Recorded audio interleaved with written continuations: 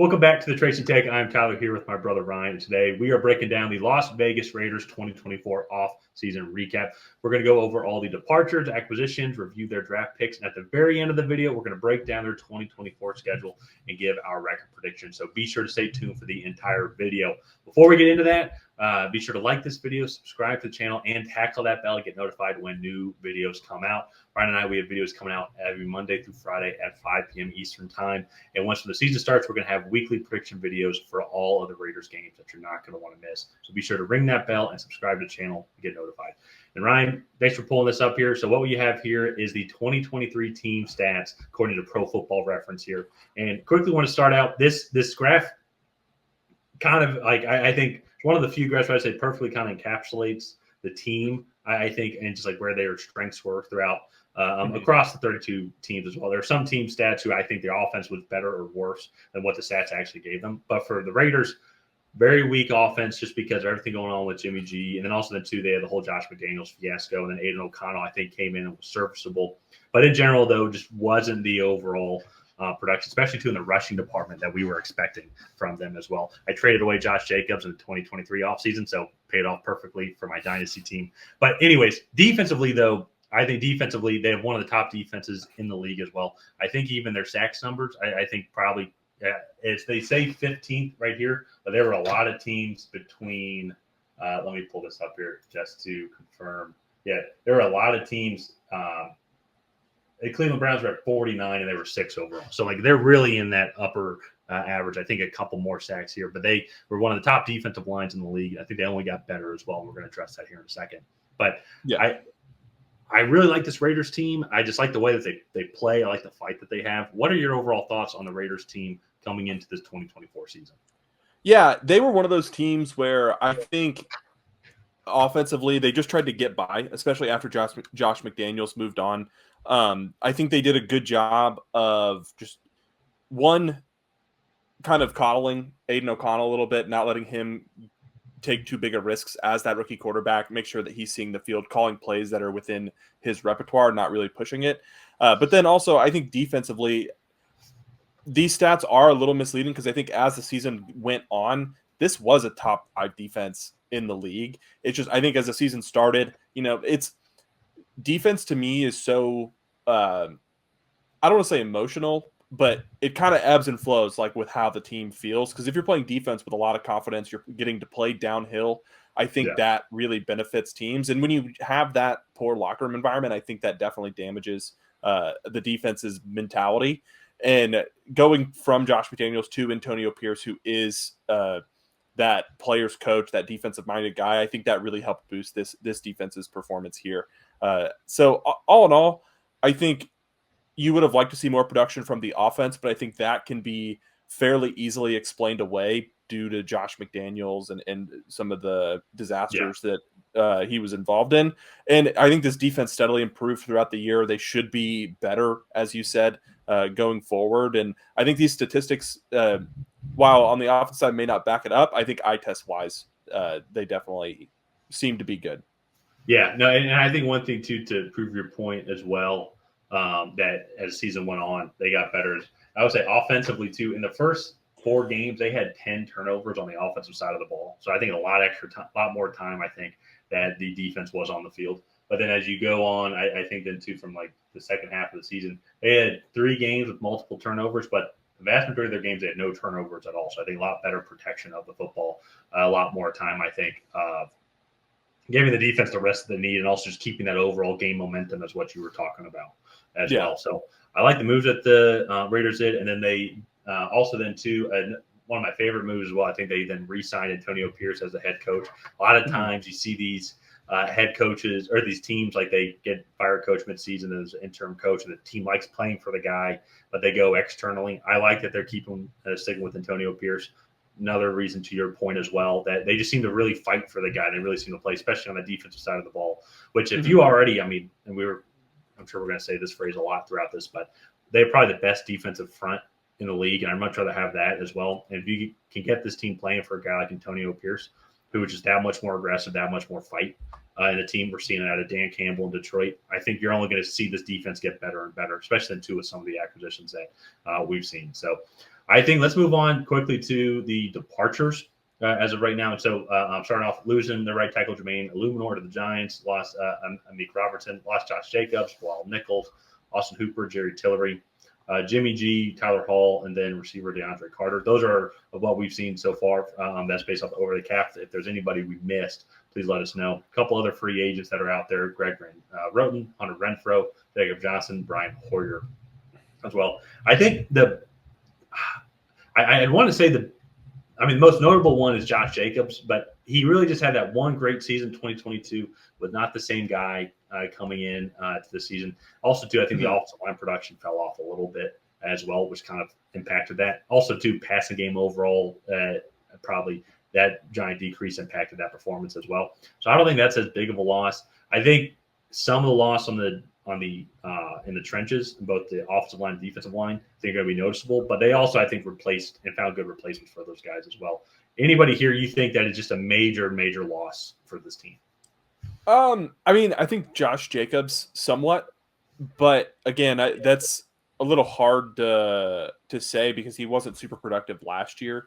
He's just more of a big name from that organization. So we'll see kind of how they go about replacing it. I think they're going to go in a different way, go a different route offensively this year than what they did last year. And I think that this will kind of be shown with some of their additions as well. So if you can switch over here. So getting Gardner Minshew, to me, I was a little critical of this move specifically when they first did it. But now that I see how this team is shaping out, they have a decent floor for this quarterback room. If Aiden O'Connell comes back and is much improved and is starting to push the ball down the field more and more, I think that is going to be a really good sign for this offense.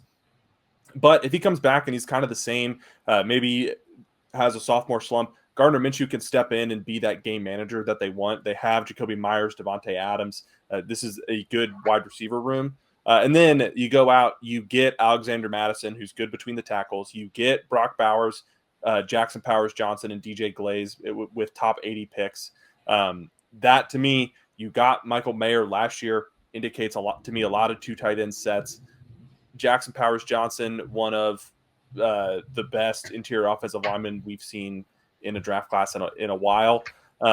So to me, they're going to be a very large personnel team. And I think that this draft class, and even going down to free agency, Andrews Pete, big offensive lineman, Michael Gallup, big outside wide receiver. And I haven't even gotten to the big addition yet, but you're very high on this defensive front seven, so I'll let you talk about who's up. Yeah, no, and that's gonna be the thing to me is like initially, when doing this review, I did the departures first. I'm like, yeah, they lost Bilal Nichols, and then they lost Jerry Tillery as well. I mean, just guys in there that you would want to, just be good role pieces as well to go along with Max Crosby, Michael Kuntz as well. Then they did draft Tyree Wilson last year as well, and then I forgot because I remember it was one of the biggest things because I remember just being super excited about it. But then you go and get Christian Wilkins, who was just an absolute stud down in Miami, and you go and stick him in between those guys, and I just think it's going to be such a great defensive front. I mean, Christian Wilkins, to my knowledge, hasn't had any injuries, but just freak things happen, so you want to stay healthy throughout. But already too, I mean, I think you put Christian Wilkins and Max Crosby on the same defensive line, and it's just like. I just don't know how you're going to stop these guys. And that, to me, I think was this huge, probably one of the biggest acquisitions, I think, throughout the entire offseason. A lot of crazy people moved, like Kirk Cousins, Saquon Barkley. I think this one really went under the radar. It's going to be one of the biggest acquisitions going into this season. And that's what I think is really going to help the Raiders even be more effective on the defensive side of the ball because they're just going to be so nasty. I think they're going to come back and see that old Oakland Raider-style defensive nastiness with this defensive front here.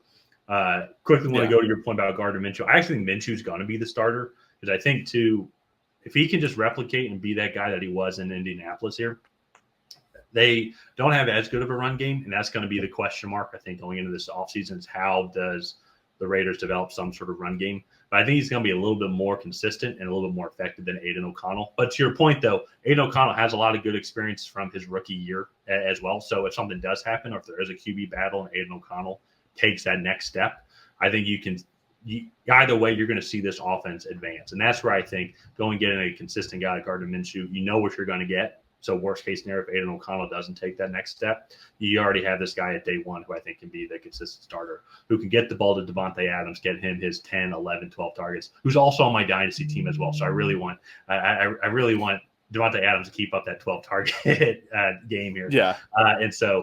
But I would have loved to see a little bit more done maybe on the running back type of room as well, but we're going to get to the depth chart here in a second. And I'm not as concerned just because as long as you have a solid offensive line, we've seen running backs have 1,000-yard seasons who weren't supposed to have those seasons, but because how good the offensive line was, that's where they really were effective. Tyler Algier with Atlanta, for example, in his rookie year.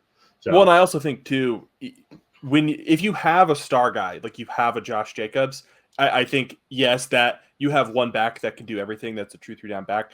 But I think a lot of teams have shown that, I mean, for example, look at Isaiah Pacheco and Jerick McKinnon in the backfield for the Chiefs the last few seasons. Like, those are two guys that can come in and do a really good job at what they do. They're not this every down, really big threat of a running back.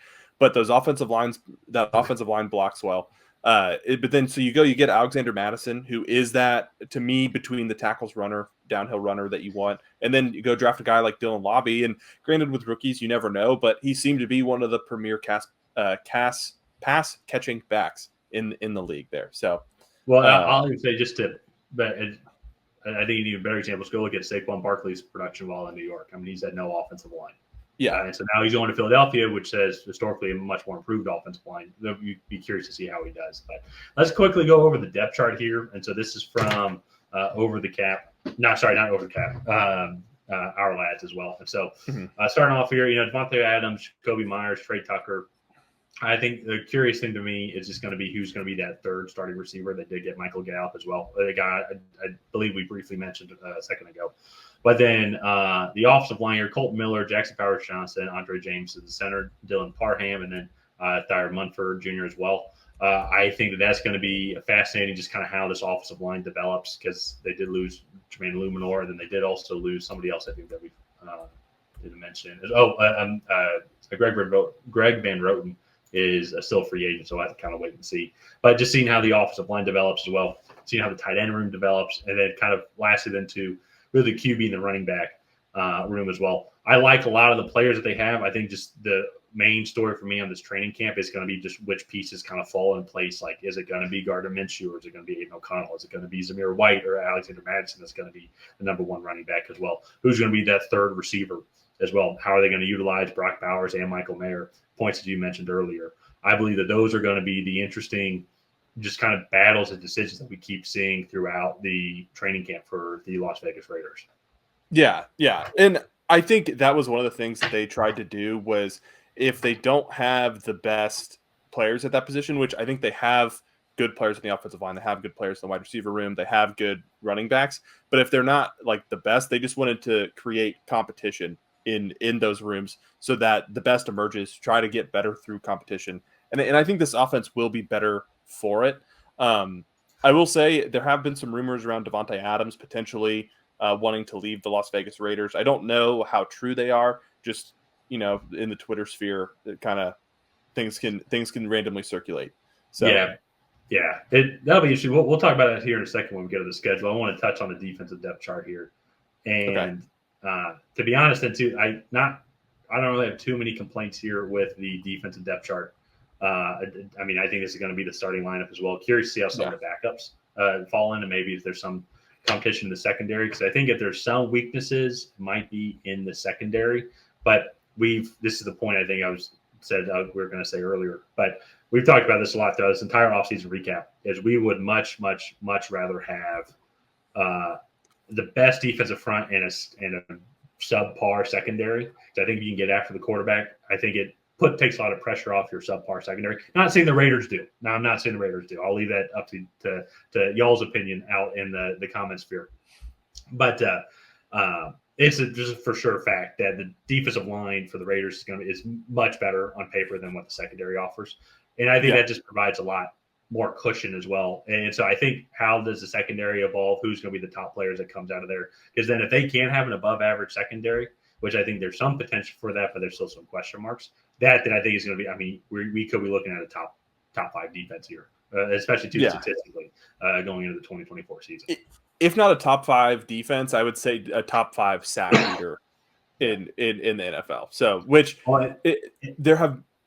Oh, so I was going to say, like, they were 3 sacks away from being top 6. You know what I mean? So I think they're already there. It just depends on if one sack turns into just a pressure or something like that. You know, those are going to be the numbers. But I think that they have the capability to be a top 5 for sure. Yeah, and there have actually been some statistical studies about how it might be better to be a highly productive defense in terms of sacks, run stuffs, and stops, but maybe potentially having a higher point average, because typically those sacks, run stuffs, and defensive stops turns into more point opportunities for your offense. And so, like, they've actually done some studies talking about defensive production. So that all good things, I think, for the Raiders on this side of the ball. Let's get into their schedule here, and just kind of let's start off with the first 6 games at the Chargers. So division game in week 1, at Baltimore, Carolina, Cleveland, Denver, and Pittsburgh. All in all, I think this is a pretty favorable schedule to start out with. I think the Chargers, new head coach, a lot of turnover this offseason. Baltimore is a tough game. Carolina should be a win for them. Cleveland is that's a tough matchup. But at Denver and Pittsburgh, I think, are 2 very winnable games as well. Yeah, I'm just looking at these first 6 games. I think 4-2 is probably expected. I think 5-1 is possible. But like I would have the Raiders favored in weeks 1, 3, 5, and 6, with some opportunity maybe in week 4. At Baltimore, I mean, it's early on in the season. You never know. And I think if there's a team that could slow down Lamar, it's going to be a team like the Raiders, especially too with the Ravens. They've had a lot of turnover on the offensive line as well. They're going to have a fresh defensive front early on in the season. It's going to be at Baltimore, you know, so that's going to be tough. But I think that there's some opportunity there. But I think 4-2 is highly expected for them as well. When you guys look at week 7 through week 14, at Los Angeles, host Kansas City, at Cincinnati, you have a bye in week 10, at Miami, then Denver, and then at Kansas City and at Tampa Bay. And if I'm being honest, I think that this can also be a favorable section of their schedule as well. I think 4-3 is possible. I think they can take one of the games against Kansas City. They did last year. They had a great game against them. I believe it was Christmas when they had the game as well. But they're going to play a lot of playoff caliber teams. Actually, I think the only team that is on the schedule that didn't make the playoffs last year. Well, technically Cincinnati did make the playoffs, but I still think they're playoff caliber. But Denver at week 12 is the only game that they didn't end up. That I think is going to be the easiest game on their schedule. I think they match up well against Tampa Bay. I think they can get after Cincinnati, especially too. Cincinnati historically has had the offensive line woes. We'll have to kind of wait and see. But I think that they're going to match up well against Cincinnati. Kansas City's a divisional game. I think they can match up well against Miami also. And so I think I want to double check. I know they played last year. I believe they barely lost. Yeah, they barely lost to Miami last year. I think it was the one game that Tyreek Hill didn't play in last year. But I think that they can go down. I think maybe with a little bit better offense, led by Gardner Minshew. I think they could potentially win that game. I think 4-3 is extremely reasonable during this stretch as well. Yeah, my thing is like I could also see like 2-5. I could see like this is a tough stretch in the schedule at the Rams. Kansas City, never an easy out. Cincinnati should be much improved, especially if they can stay healthy. You have a bye week at Miami. That offense is one of the most aggressive when attacking teams with really good pass rushes. So I think that's something that they need to be careful of, is sometimes Tua just gets the ball out in the second half and you can't do anything about it. Denver, they should win. At Kansas City, that's a tough place to play. I know that they beat them there last year. And then at Tampa Bay, still like that's a winnable game, but still good offense, good should be improved. Defense as well. So tough part of the schedule there. I don't think it gets too much easier in the second half or in the last 4 games. Atlanta on Monday Night Football. Atlanta is a Super Bowl contending team. And I'm not just saying that. But I appreciate it, though. Well, I'm not just saying that. I really think, look, that it's a really easy division. They're going to probably have a week first playoff game. So at that point, anything can happen. And Jacksonville, they're going to be contending for a playoff spot at New Orleans. That is a tough place to play. That should be a winnable game. And then they close it out with the Los Angeles Chargers there. So I think all in all, like a favorable schedule, but I do think that they could struggle in some areas. Well, the biggest thing to me is I think that they are which division are they? They're going against the AFC North at their cross conference, and then some of that, to your point, though, is mitigated a little bit by going up against the NFC South. Is really, I think Tampa Bay and Atlanta are the 2 teams that I think are formidable. Both of which I will say, even as a Falcons fan, are not Super Bowl contenders, in my opinion. But thank you, I appreciate it. But I think you can make an argument for the Falcons. I think, and I appreciate it. I can make an argument too as well. And so, going up against the AFC North is going to be interesting because you're going to be playing up against 4 playoff caliber teams, even Pittsburgh, in my opinion. And so, there's going to be some good challenges in there as well. I think the most fascinating games I think are going to be actually the Los Angeles Chargers games, because it's week 1 and week 18. You don't really get to see that too often, as the Chargers rebuilding team who should be and have been talked about being the number 2 team, potentially the team that can dethrone Kansas City. And they have not met up to the expectations, but have been going through a whole new change now with the new head coach. Raiders are also doing that, but they actually also have been contending well against Patrick Mahomes and the Kansas City Chiefs. So I think that week 1 game and the week 18 game, I think, are going to be statement games for both of these franchises, because Denver, who knows what's going on with Denver? I mean, they're going through trying to paper. They're in a multi-year rebuild.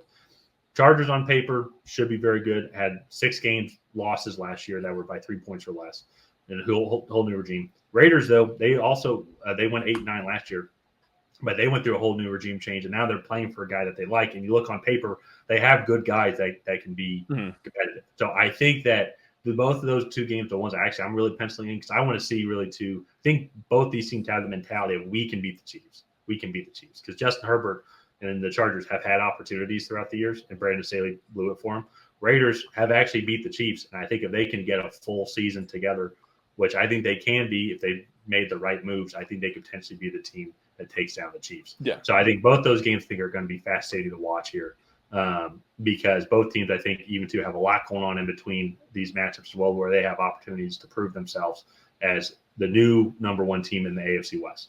Kansas City is still number 1, but I think that the guard is changing a little bit, as well as the Raiders seem to be more successful overall over the Chargers, just based off the past couple of years, and so it's going to be interesting to watch here as those 2 teams fight out. I think the Raiders are going to improve off their record last year, because they're going to have more consistency when it comes to their leadership, and that's why I think going to their record prediction here as well. I have them going 10-7. Even then, as well as I had them going 4-2 in the first part, 4-3 in the second part, and then 2-2 in the final part as well. And so I think that puts them at 10-7. I think they're going to be right in the middle of the wild card spot for the AFC. AFC is still loaded, and they're all going to be beating each other towards November and December, and then even in early January. It's going to give opportunity, I think, for Las Vegas as well. I still think they're going to fall short from Kansas City. I think Kansas City still going to be the number 1 team, but they're going to compete hard against them as well. So I have them going 10-7 here. I think their ceiling is 11-6. I think their floor is probably about what you said. What you think their record's going to be? Yeah, so I went with 8-9, and my biggest thing is just that middle stretch. I had them go 2-5. That's a tough stretch. Actually, we had the same. I had 4-2 and 2-2 in each column, and then just 2-5 in the middle. But I think the Rams are probably better. Kansas City, I think, is better. Cincinnati definitely has a better offense, and I think if they can stay healthy, this defense should return somewhat to form. Miami, I think, will be able to outscore them. It is at Miami also, so I gave them the edge there. And I had them beating Denver and Tampa Bay. And so, like, that was kind of my logic there, is that's just a really tough stretch of games. I know they have the bye in the middle that should help favor them, but Yeah. yeah, I definitely think of all the teams that we've done, this is the team I think that could prove me wrong the most, because they do have a lot of really good playmakers, and I do really like what they bring to the table. But I just that middle stretch is really tough. I think this team is probably about 500 throughout the course of it. Maybe one other game flips their way and they end up 9-8. But I think that like 8-9 to 10-7 is where this team will fall. 10-7 is to me in the AFC a cusp wild card team. Well, and that's where I think, to your point, it'd be my final point as well, is they're one of the few teams where if the offense can just be average, I think that they're over the hump, because their defense is so aggressive. They've one of the top defensive lines in the league, which helps out tremendously in the secondary, as I talked about. Not even saying that they have a bad secondary, it's just the defensive line is so good that I think it even improves their secondary that much. Where Gardner Minshew or Aiden O'Connell, they can just be average. They can average, even 20th. If I go back here now to something, they're 27th overall in yards, 23rd in passing, 30th in rushing.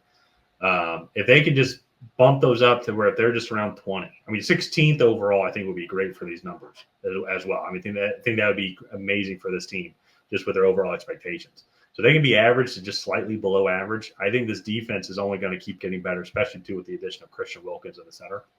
Mm-hmm. I think that gets them over the hump. I think that makes them one of the better wild card teams. And if that is the case, I don't want to play this team in January. If I'm any team, I don't want to play this team with how good this defense is. Actually, so I will say, imagine this game managing style offense, right? Like, just don't make mistakes, whatever. Going to Kansas City in that Ice Bowl game that they played last year. This is not the team you want to play in cold weather, because they would be built for it. Well, they'll be built for it. Devontae Adams and Jacoby Myers are proven. Brock Bowers is the best tight end prospect that we've seen. I'll say Kyle Pitts as well, but still on paper, he's going to be one of the best tight end prospects. Michael Mayer was a good tight end prospect as well. If they can figure out the running offense again and get a more consistent offensive line, your point, they can kind of play the style of offense that they want and just get after it on defense. So it's going to be really fun to watch. I'm looking forward to seeing the Raiders just compete and contend in 2024. Yeah. So let's go ahead and wrap up this one here. If you guys have not already, please go ahead and like and subscribe. Leave a comment down below on what you thought of the Las Vegas Raiders 2024 offseason. Did you love it? Did you hate it? What would you have done differently? And on that, we'll see you guys next time.